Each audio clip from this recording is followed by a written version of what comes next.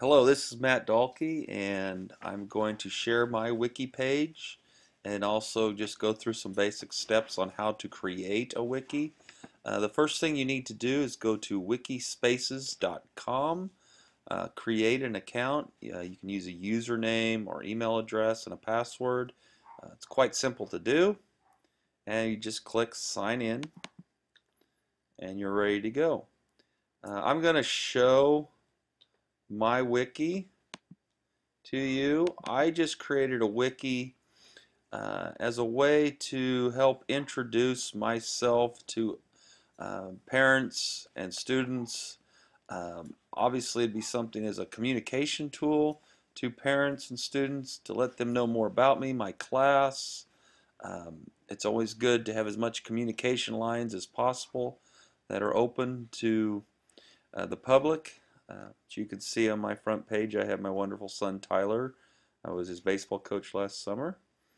Uh, it's always good to have a picture, I think, of me doing something outside the classroom, let them know, yes, I do more than just teach. So, that's my home page.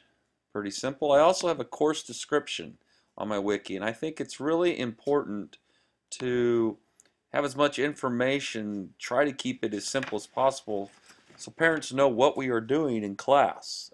I teach 7th grade language arts. I also have a prime time. But basically, I have a course description. Try to basically, in as simple format as possible, let people know what it is exactly we're doing in class to help justify their students or justify to the students why they are in my class. My objectives and goals for the year are all bulleted listed. Um, my texts are also listed. You might note that the copyright date on those are quite um, dated. I try not to use the textbooks a great deal in my class. For one thing, the students always have a good laugh because the books are older than they are. Um, and sometimes it's hard for them to buy in to what's in the text just because the text to them seem ancient. I would beg to differ. I don't think it was that long ago, but I can see how students have a hard time buying in when they see 1994 or 1995. I'm glad my students do notice those copyright dates. That means they are being observant. I have my assessments that I use. Again, pretty plain and simple, but I think it gets to the point. My main classroom rule, as we all know, you don't need to have a ton of rules. Keep it simple, and it generally helps us out in the classroom. My makeup work policy, many of my students at our school, it's a smaller school, are involved in activities, and it gives them the communication they need to do if they're going to be gone for an activity. And then my prime time class, which um, half the class is for reading and the other half is for study hall. And again, I think it's a pretty clear explanation. So again, I think I'm just using this as a communication tool. Call of the Wild, textbook that we read, one of my favorite books. I just added a video as an introduction to Call of the Wild. Um, Pretty simple, but it's a way for students and parents to get to know Jack London, be introduced to the novel. I think it's a way to give a little background to hopefully get the students engaged and parents engaged as well. So as you can see, there's lots of information. Talks about the gold rush. Uh, just a way to communicate again. Also an author project that we do. And again, this is just a simple Word document that can be easily opened. Kind of gives some details about the project. Again, you don't have to save it. It's just a way for students, parents to see what's going on. Again, it has objectives, has the assignment, how they will create their presentation. One of the goals of this is to have them sell their author to the other students. A way to discover more information about authors that either they are familiar with or to become engaged with a new author. again, we're always trying to get students involved in the reading process in a way to get them motivated to keep reading. Notice our opening slide will have a hook. Kind of ties in with our writing goals where we want students to engage the audience. Remember who their audience is, and their audience in this case is their peers, and we're trying to get them to sell this author and motivate their fellow classmates to read and to discover new things. I'll go ahead and click out of that now. Also, for demonstrations purposes, if I were to create a new page, it's pretty simple. As you can see, you click right over here, New Page. For demonstration purposes, you would just type in a page name, for example, HHHHH, and just simply hit Create. As you can see, it's pretty simple to use. It's kind of like the old word processing type document. You have chances to change your fonts, bold, italic, underline.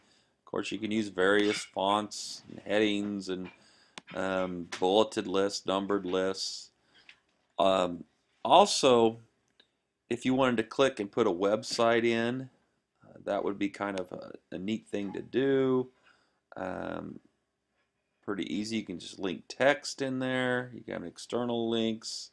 It's not at all difficult to use. It's quite easy.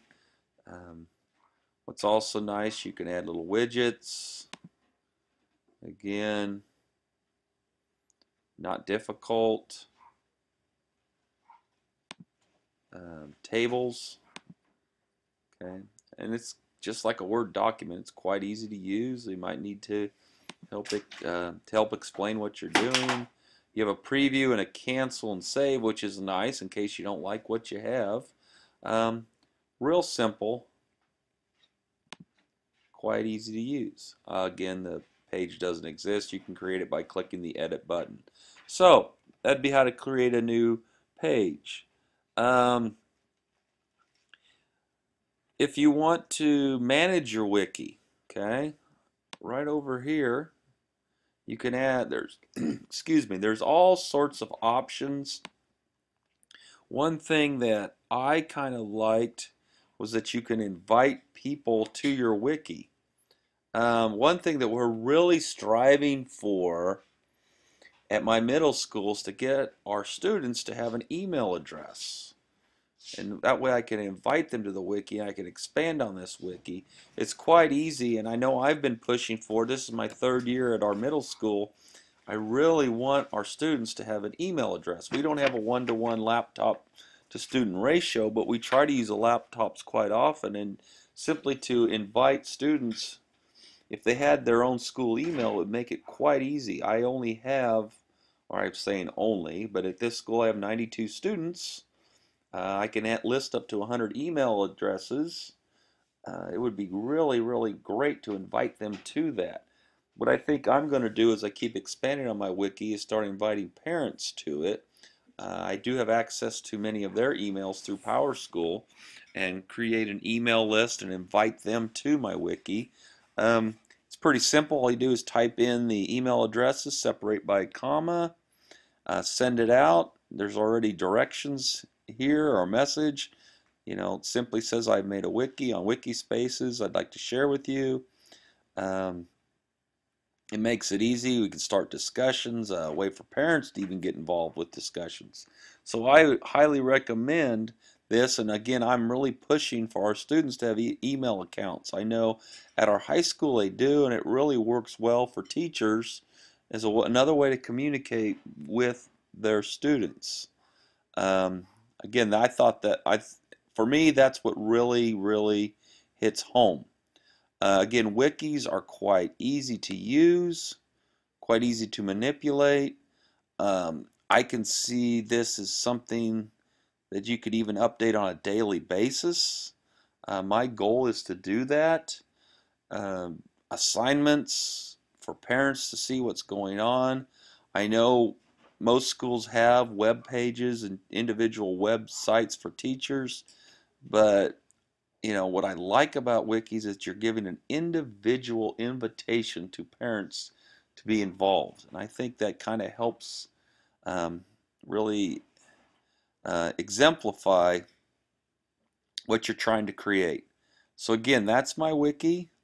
I hope you enjoyed my presentation, and thank you for listening.